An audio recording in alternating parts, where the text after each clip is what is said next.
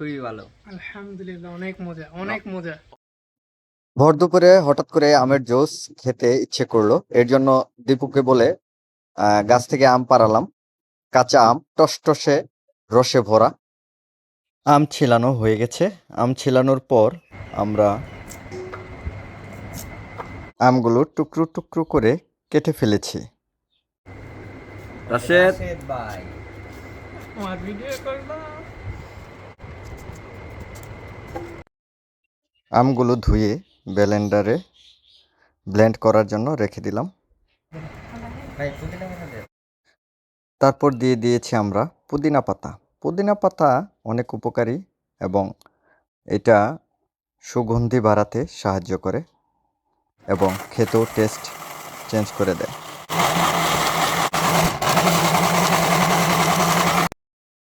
প্রথমে আমরা পুদিনা পাতা, আম এবং কাঁচামরিচ ব্লেন্ড করে নিয়েছি, এরকম হয়েছে। তারপর চিনি,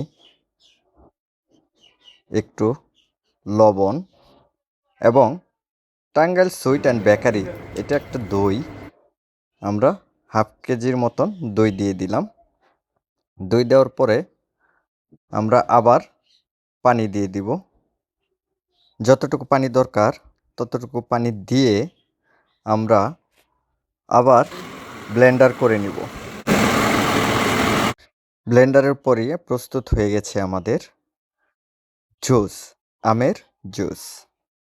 এখন আমরা উপভোগ করব সবাই মিলে আমের মাঠা। চলেন খেয়ে দেখি। বিসমিল্লাহ।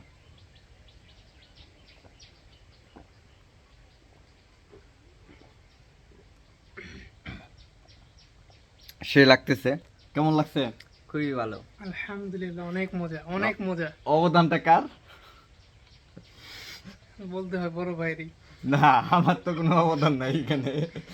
এখানে প্ল্যান সবার। গাইস, এখানে প্ল্যান হলো রাশেদের, আর পরিশ্রম হলো আমার ছোট ভাই দীপুর, আর আমি শুধু মাঝখান থেকে ফাও খাওয়াতে আছি। যাইতো আর কিছু পুদিনা পাতা দেন যাইতো এটা আমের মাঠা। আর একটু দেন যাইতো আম দেন যাইতো। এরপর সাদা দই আনবো, মিষ্টিটা কেমন ফ্লেভারটা কেমন আসতেছে? জটিল একটা ফ্লেভার আসছে। একদম পিওর অথেন্টিক। মানে আমরা যেসব মাঠা খাই অন্যান্য দোকানে যায় বা যেসব রেস্টুরেন্টে যায় তার থেকে একটু ভিন্ন হয়েছে। তা অবশ্যই হবে, কারণ এখানে নিজের হাতে তৈরি করা, কারণ এখানে আর আম হলো নিজের গাছের, আমের সিজন যেহেতু। তারপরে রাশেদের দই নিয়ে আসছে, চুকা দই। তারপরে কাঁচামরিচ, রাশেদের গাছের কাঁচামরিচ, ওই দিন যে ভিডিও করে দেখিয়েছিলাম। আর পুদিনা পাতা হলো আমাদের সিফাত, যে ছোট ভাই আছে আরেকটা, সিফাতের গাছের পুদিনা পাতা, খুব মজা। এবং দীপু অনেক পরিশ্রম করছে, আম গাছে উঠছিল। প্রথমেই দেখেছেন ওর হাতে আম, এবং ওই গাছে উঠে আমগুলা পেরেছে খুব কষ্ট করে। এখন আমরা উপভোগ করছি, আপনারাও চলে আসুন। অবশ্যই আপনারা এটা ট্রাই করবেন। হয়তো বা প্রসেসটা পুরোটুকু দেখেছেন, দেখার পরে এই আমের জুসটা অবশ্যই ট্রাই করবেন, খেতে কিন্তু অনেক মজা। তাহলে আজকে এই পর্যন্তই। ভালো থাকবেন, সুস্থ থাকবেন, আল্লাহ হাফেজ।